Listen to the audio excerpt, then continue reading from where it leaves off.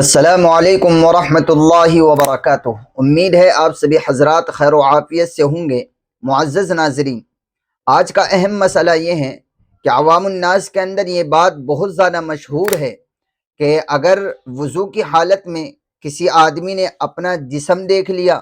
یعنی ٹونڈی سے لے کر اور گھٹنوں کے درمیان کا جو جسم کا حصہ ہے، جس کو ہم سطر بولتے ہیں، جس کا چھپانا ضروری ہے، آدمی کے اوپر فرض ہے، تو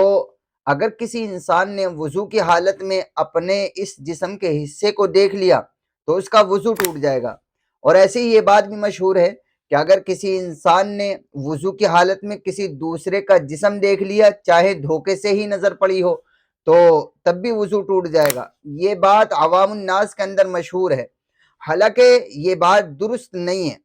وضو کی حالت میں انسان چاہے اپنا جسم دیکھ لے یا کسی دوسرے کے جسم پر، کسی دوسرے کے سطر پر نظر پڑ جائے، کسی بھی صورت میں وضو نہیں ٹوٹتا، کیونکہ علماء نے، مفتیان کرام نے جو احادیث سے جن باتوں کو لکھا ہے، جن باتوں کو اکٹھا کیا ہے کہ جن سے وضو ٹوٹ جاتا ہے، اس میں یہ بات کہیں سے کہیں تک بھی موجود نہیں ہے کہ اپنا جسم دیکھنے یا کسی دوسرے کے سطر پر نظر پڑنے کی وجہ سے جو ہے